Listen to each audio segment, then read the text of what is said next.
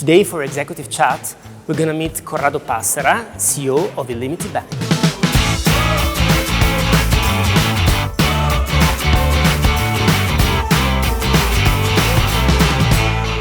Corrado, thanks for being back to your alma mater.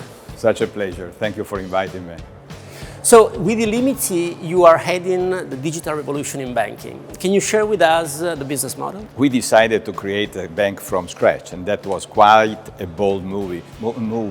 The idea was really to approach the disruptive innovation that is taking place with something that was not available. We took full advantage of technologies, and in fact, we are what we can define a new paradigm bank, totally digital, data-centered, fully in cloud. But what is really important, totally modular kind of bank. So you can integrate innovation whenever such innovation is available. Obviously, technology is only a means, it's not an end. The end is to satisfy the unmet needs of our SMEs. Growth financing, restructuring financing, distress credit management. Huge component of our economy. Which is particularly important in these days. And 2 years ago, we were a little more than a PowerPoint presentation. Today, we are a bank, 4 billion on our balance sheet, 640 people coming from 202 different organizations. And I would say a reasonable return on our equity. I would say heading to become a unicorn. For sure. That's our commitment. And interestingly, not only the bank is innovative, but it was born out of an innovation because it was created through a SPAC. Through a SPAC. And our journey, our SPAC journey was quite exciting because SPACs were not that fashionable at that time. Italy was not that fashionable at that time. And our SPAC was the first entrepreneurial SPAC. We didn't ask for a blank check. I presented a business plan, and we took the commitment to implement it. So we raised money on a very specific project. It worked, and I think it worked because we offered our investors a very courageous deal. We said, we, the sponsors, will convert our shares only when you, investors, have made 50% return. Only at that time we will convert most of our shares. And the combination of the business plan and this deal allowed us to raise 600 million, that it was the largest SPAC ever in Europe. That's fantastic. Corrado, finance and innovation sometimes create also some concerns. Thinking about the recent case of cryptocurrencies and their potential impact, because they are radical innovations. What is your view on these crucial topics for the future? I'm very opinionated about this topic. We are on the verge of very radical innovations, and that's good. Blockchain, payment system, no problem. Let's compete as much as possible, let's innovate as much as possible. It's not a matter of private or public.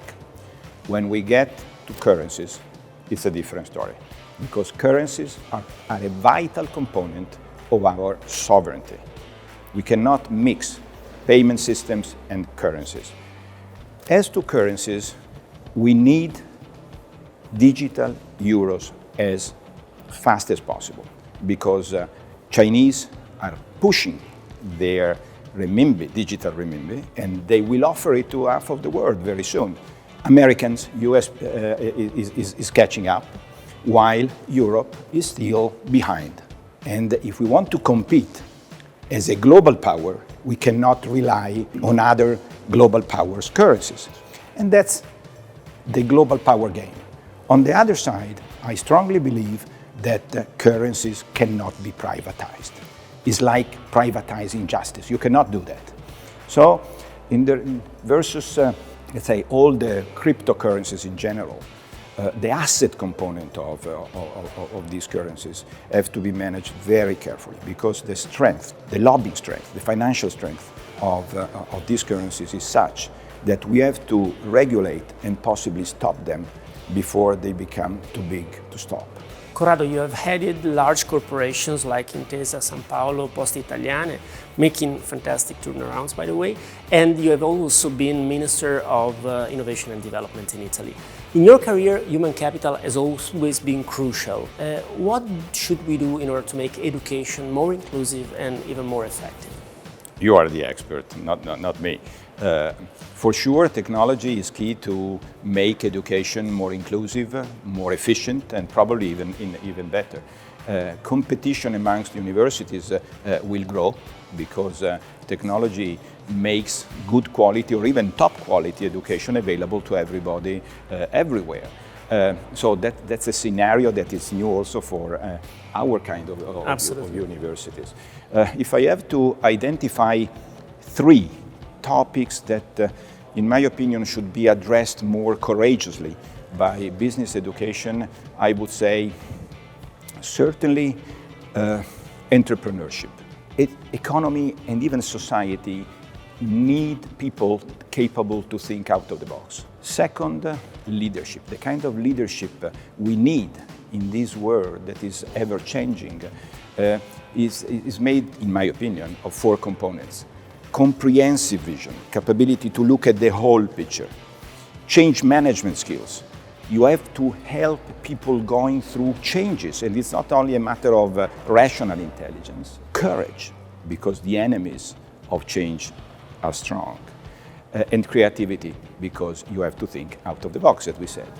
The last point has to do with responsible business education.